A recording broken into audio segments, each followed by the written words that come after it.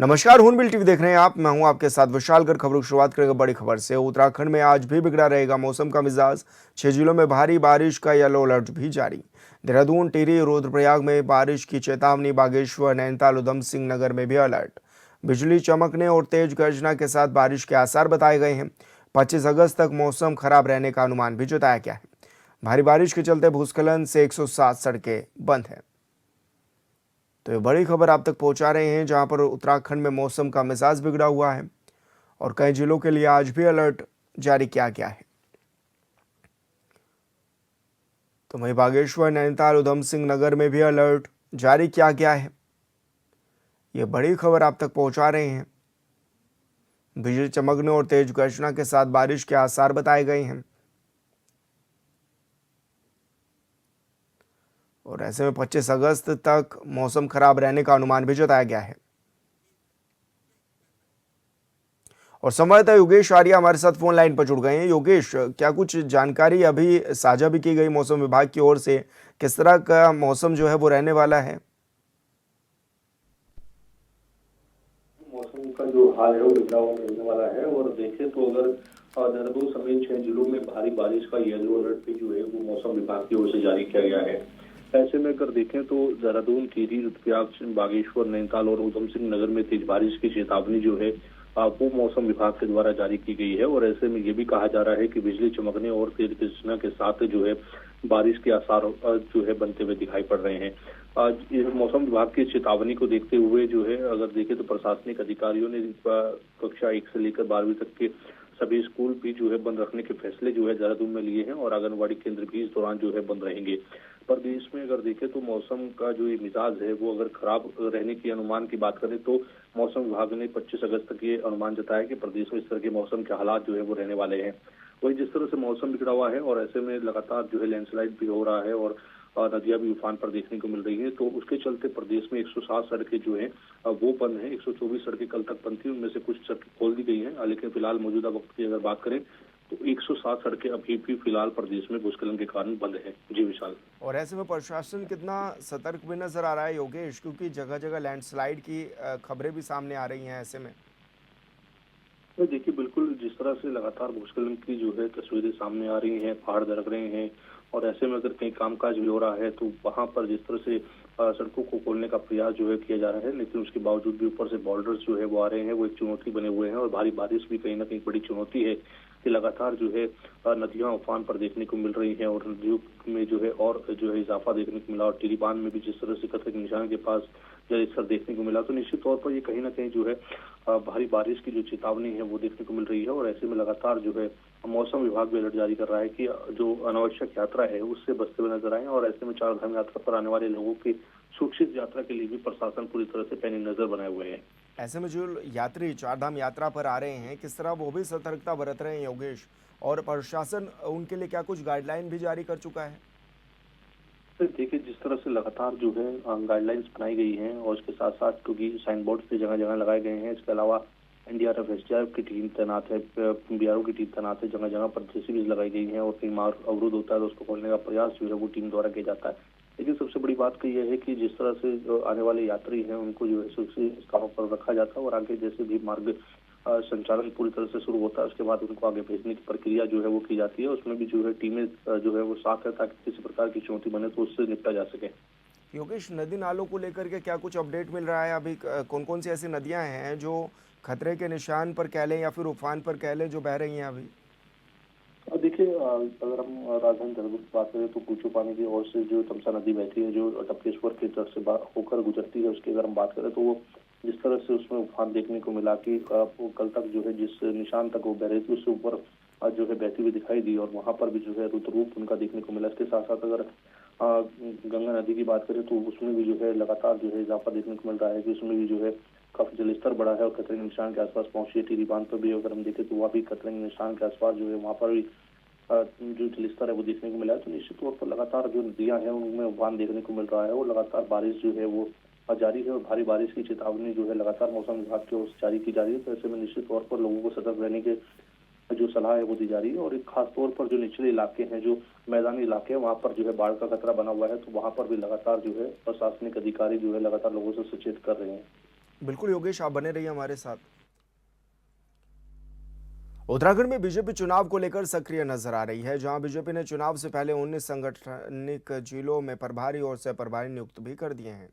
प्रदेश अध्यक्ष महेंद्र भट्ट की सहमति के बाद प्रदेश महामंत्री कुंदन परिहार ने नई सूची जारी कर दी है, जहां पार्टी ने नई जिम्मेदारियों के तहत उत्तरकाशी में नवीन ठाकुर, चमोली में संपत सिंह रावत और रुद्रप्रयाग में सतीश लखेड़ा, टिहरी में अनिल गोयल और देहरादून ग्रामीण में नेहा जोशी को प्रभारी भी बनाया गया है।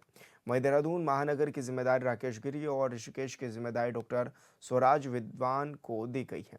इसके साथ ही नैनीताल, काशीपुर, ऊधम सिंह नगर में भी नए प्रभारी और सह प्रभारी नियुक्त किए गए हैं। पार्टी के मुताबिक नई नियुक्तियों के जरिए संगठन को जमीनी स्तर पर और मजबूत करने और आगामी चुनावों की तैयारियों को गति देने का प्रयास किया जाएगा।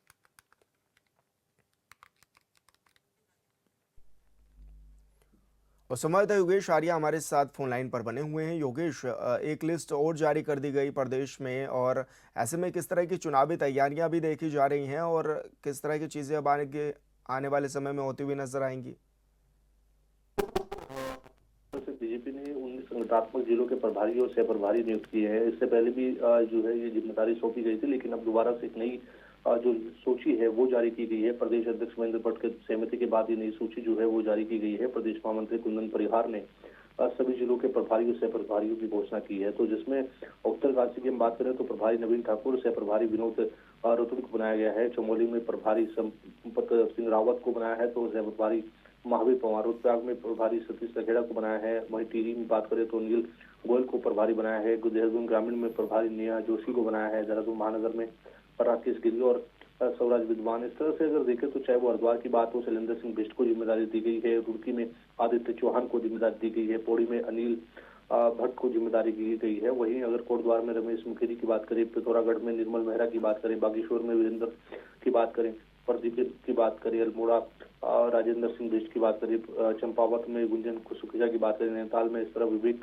सक्सेना को जिम्मेदारी दी गई है। काशीपुर में पुष्कर सिंह काला को, ऊधम सिंह नगर में खिलेंद्र चौधरी को जिम्मेदारी सौंपी गई। तो निश्चित तौर पर जिस तरह से प्रदेश में संगठन को आगामी चुनाव की तैयारी के लिहाज से नई जिम्मेदारियां सौंपी गई है और संगठन को मजबूत रखने की कवायद जो है वो लगातार की जा रही है। और ऐसे में विशाल इन प्रभारियों को ये भी कहा गया है कि वो जल्द से जल्द अपने जनपद का जो है दौरा करें, वहां पर जो है बैठकों का दौर जारी करें और जिस तरह से केंद्र और राज्य की सरकार की योजनाएं हैं, किस तरह से कामकाज करना है, आने वाले वक्त में चुनाव भी है तो उसके दृष्टिकोण किस तरह से बैठकें होनी है, तो उनको लेकर के जो है आगे की रणनीति और रूपरेखा तैयार की जाए। जी बिल्कुल योगेश, बहुत शुक्रिया आपका तमाम जानकारी साझा करने के लिए।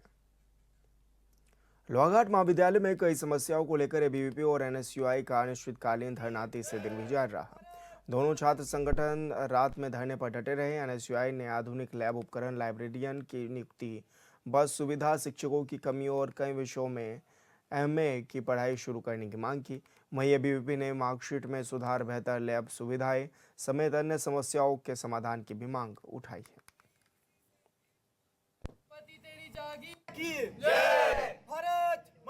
छात्र सत्याग्रह का तीसरा दिन है। पिछले 2 दिनों में काफ़ी परेशानियों का सामना करना पड़ा। फर्स्ट दिन बहुत तेज़ बारिश थी, ना हमारे पास पंडाल था ना कोई टेंट था, तो हमने ऐसे ही रात गुजारी यहाँ। कल थोड़ी व्यवस्था हुई, उसके बाद से हम यहाँ सभी छात्र डटे हुए हैं। रात को दिन में हमेशा हम खड़े हैं। हम यही कहना चाहते हैं, जब तक हमारी मांगें पूरी नहीं होती है हम ऐसे ही यहाँ खड़े रहेंगे, तब तक सारी मांगें पूरी होती है। ऐसा नहीं कि आप 1-2 मांगें पूरी कर देंगे या हमको भ्रम में रखेंगे कि हम आज करेंगे कल करेंगे, तो हम ऐसे नहीं जाने वाले। जब तक आप पूरी मांगें सारी पूरी नहीं होती तब तक हम यहीं रहेंगे। आंदोलन को तीसरा दिन हमारा शुरू हो गया है। फर्स्ट 2 दिन में काफ़ी समस्याओं का सामना करना पड़ा सभी छात्रों ने, लेकिन उसके बाद भी सभी छात्र डटे हुए हैं। हमारी कुछ प्रमुख मांगे हैं, 5 प्रमुख मांगे हैं। जो हमारे खिलाड़ी यहाँ से खेलने के लिए जाते हैं उनको जो टीए में उसमें वृद्धि की जाए, और जो विज्ञान की प्रयोगशालाओं में है वो उपकरण जो है जल्द से जल्द उपलब्ध कराए जाएँ सभी विद्यार्थियों को, और बस पास की सुविधा और अन्य कई मांगे हैं। इस तरह की हमारी 5 मांगे हैं। तो ये आंदोलन जो चल रहा है, एक तरफ एनएसयूआई बैठी हुई है, एक तरफ अखिल भारतीय विद्यार्थी परिषद बैठी है। तो मैं जितने भी छात्र हैं इस सोशल मीडिया या न्यूज़ चैनल के माध्यम से जो भी देख रहे हैं, तो उन छात्रों से कहना चाहूँगा कि ये कोई ना कोई एनएसयूआई ना कोई एबीवीपी का है। ये आंदोलन जो चल रहा है वो आपके अधिकारों के लिए चल रहा है, आपके हकों के लिए चल रहा है। आप लोग भी इसमें पूर्ण सहयोग दें। अगर कल के दिन अगर बात आती है तो एनएसयूआई और एबीवीपी मैं चाहूँगा कि दोनों एक साथ मिलकर भी आंदोलन करें, क्योंकि ये हम दोनों मिलके छात्र के हकों के लिए लड़ रहे हैं। तो छात्रों आपका काम भी छात्रों के हक के लिए लड़ना है, हमारा काम भी छात्रों के हक के लिए लड़ना है। तो हम दोनों मिलकर इस आंदोलन को एक बड़ा रूप दें। ऐसा कि आज हमारा तीसरा दिन है, हम लोग बैठे हुए हैं। आज तीसरा दिन हमारा शुरू हो चुका है। हम लोग रात दिन बैठ रहे हैं। खैर अभी तो बच्चों की तरफ से हमारे को बहुत अच्छा रिस्पांस मिल रहा है। बच्चे हमें सहयोग कर रहे हैं, सोशल मीडिया या व्हाट्सएप के माध्यम से हमें मैसेज करके बार बार हमारा हालचाल पूछे।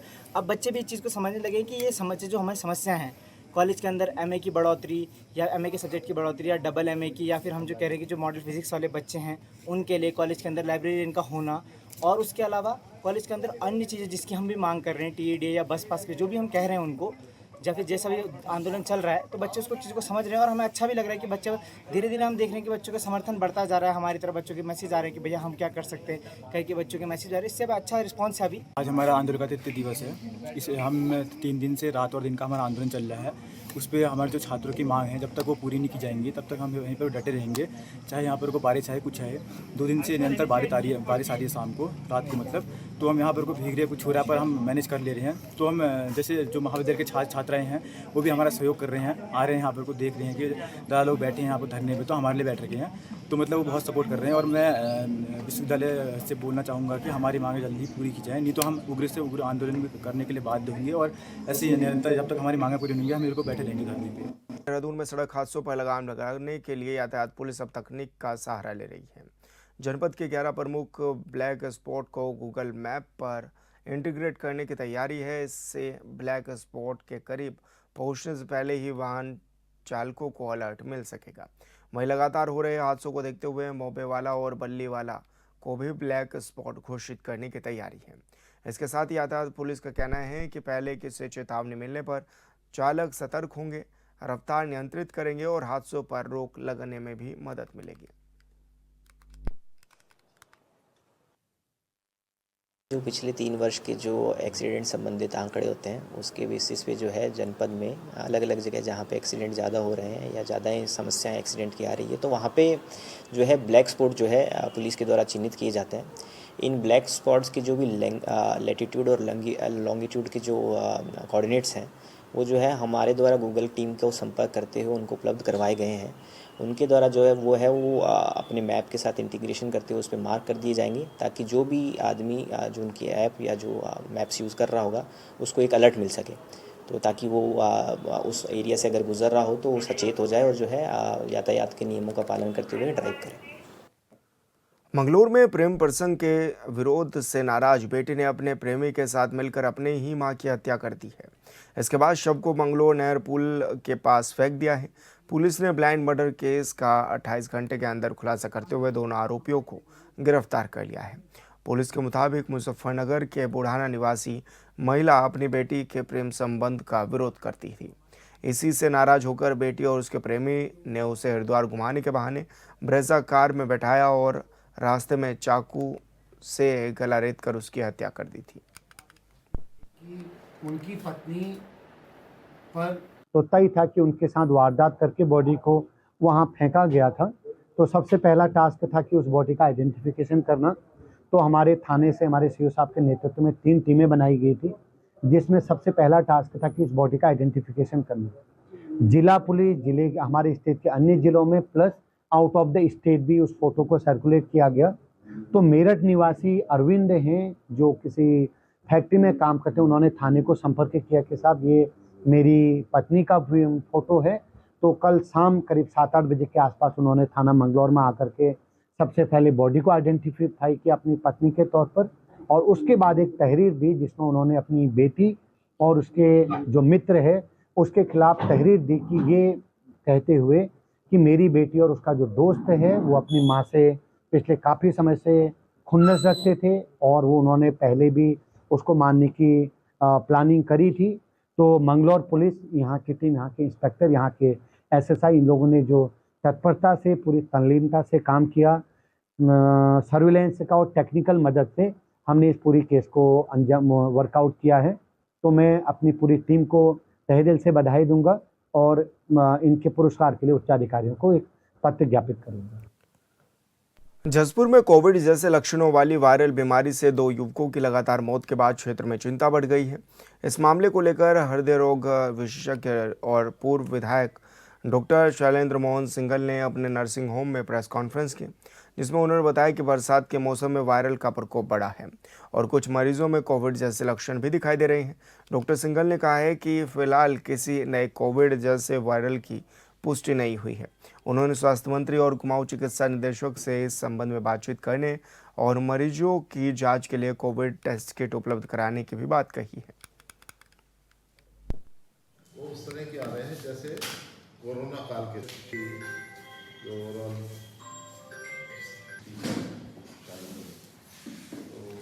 उत्तराखंड में विधानसभा चुनाव की तैयारियों में जुटी बीजेपी और कांग्रेस के बीच हर एक मुद्दे पर राजनीति हो रही है। कभी विकास कार्यों के दावों पर विपक्ष सवाल उठा रहा है, तो कभी प्रदेश में जारी एसआईआर की प्रक्रिया पर। विपक्ष का आरोप है कि बीजेपी की सरकार जानबूझकर कांग्रेस समर्थक पात्र मतदाताओं के नाम वोटर लिस्ट से कटवाने का षड्यंत्र रच रही है। विपक्ष के दावों पर सत्ता पक्ष पार्टी बीजेपी की क्या प्रतिक्रिया है, इस रिपोर्ट में देखें।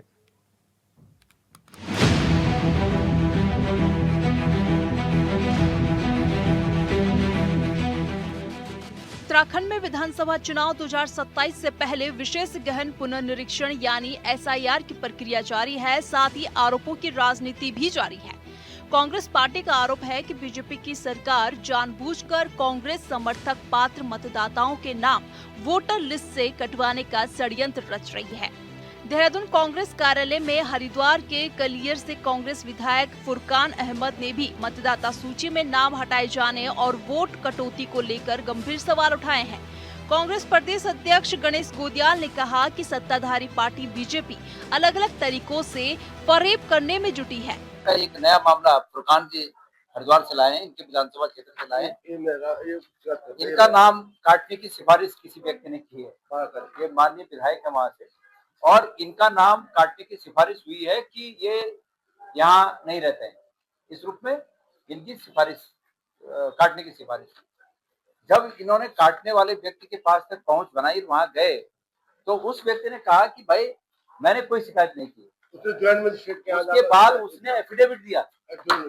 ये एफिडेविट है उस व्यक्ति का कि मैंने कोई ऐसी शिकायत नहीं की है और इस शिकायत से मेरा कोई लेना देना नहीं। कांग्रेस नेताओं का आरोप है कि कुछ मामलों पर एक ही आपत्तिकर्ता की ओर से अलग अलग विधानसभा निर्वाचन क्षेत्र में फॉर्म 7 दाखिल किए गए हैं, जिससे यह आशंका पैदा होती है कि प्रक्रिया को प्रभावित करने के लिए मतदाताओं के नाम हटाने का प्रयास किया जा रहा है। कांग्रेस का दावा है कि जिन नामों से आपत्तियां दर्ज कराई गई हैं, उनके मोबाइल नंबर दिल्ली, बरेली, गाजियाबाद जैसे बाहरी शहरों के हैं। जब उन नंबरों पर फोन किया गया तो लोगों ने कहा कि उनका उत्तराखंड से कोई लेना देना ही नहीं है और न ही उन्होंने कोई आपत्ति दर्ज कराई है। मेरे वालिद साहब 5 बार प्रधान रहे, 3 बार मेरी वाइफ प्रधान रही। 1996 में मैं उसका विधानसभा चुनाव लड़ा रुड़की से, फिर 2007 में लड़ा। 3 बार हमें लगातार विधायक हूँ और फिर भी मेरे नाम पे आपत्ति लगी कि ये यहाँ के रहने वाले नहीं है। तो ये इससे बड़ी और जुल्म की बात क्या बात होगी, जो मुझ जैसे पर भी अगर आपत्ति लगाएगी यहाँ के रहने वाले नहीं है।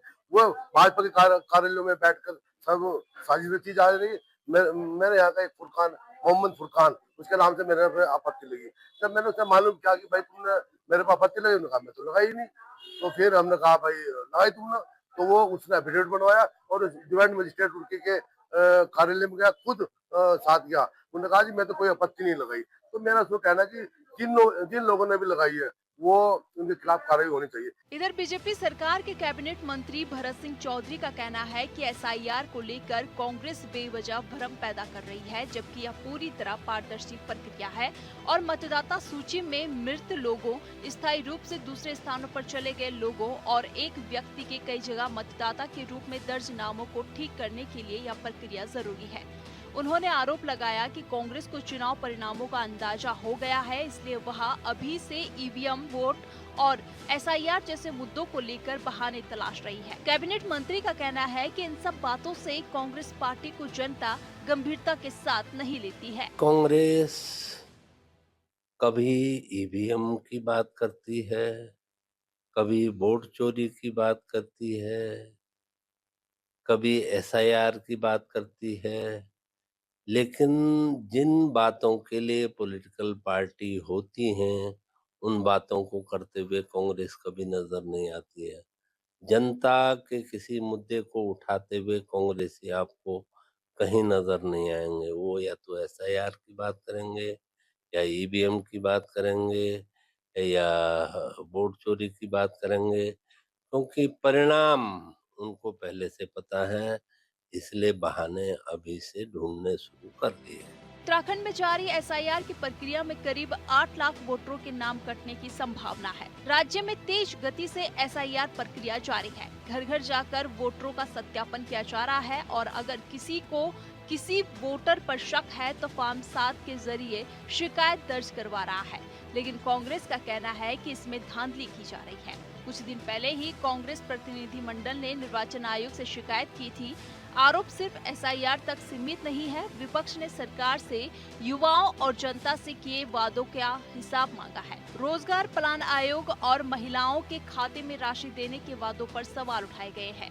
कांग्रेस नेता ने निजी उद्योगों में 75% स्थानीय युवाओं को रोजगार देने की व्यवस्था लागू नहीं होने और पेपर लीक के खिलाफ आंदोलन कर रहे युवाओं पर कार्रवाई का मुद्दा उठाया है। आप तब कहां सो रहे थे जब देहरादून की सड़कों में पेपर लीक को लेकर युवा प्रदर्शन कर रहा था और आप उन पर लाठियां भाज रहे थे? आप आज भी कहां सोए हैं जहां LT का रिजल्ट निकल गया है, डॉक्यूमेंट वेरिफिकेशन की डेट 1 महीने आगे निकल गई है।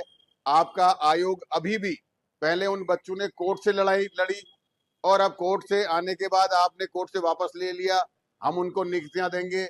नियुक्तियां देने में आपने 1 साल लगा दिया, 1 साल के बाद नियुक्तियां दी तो अब डॉक्यूमेंट वेरिफिकेशन में आपने 1 महीना लगा दिया। आप सिर्फ चुनावी बातें कर रहे हैं। हम आपसे पूछना चाहते हैं, प्रदेश का युवा आपसे पूछना चाहता है कि आप सबसे लंबे कार्यकाल के मुख्यमंत्री रहे, आपने युवाओं के लिए अभी तक क्या किया, ये बताइए। कुल मिलाकर यह है कि चुनाव से पहले सत्ता पक्ष और विपक्ष हर एक मुद्दे पर आमने सामने है। दोनों पार्टियों के नेता आगामी चुनाव में जीत का दावा कर रहे हैं। राज्य में 2017 से ही बीजेपी की डबल इंजन वाली सरकार है, जिसका दावा है कि 2027 में बीजेपी हैट्रिक लगाएगी तो कांग्रेस सत्ता में वापसी का दावा कर रही है। और इन सब के बीच प्रदेश की जनता है जो 2027 के चुनाव में फैसला करने को तैयार बैठी है। 2027 में जनता किसका साथ देगी यह तो वक्त के साथ पता चलेगा, लेकिन इतना तो साफ है कि आने वाले दिनों में आरोपों की राजनीति और तेज होने वाली है। Bureau report, Hornbill TV.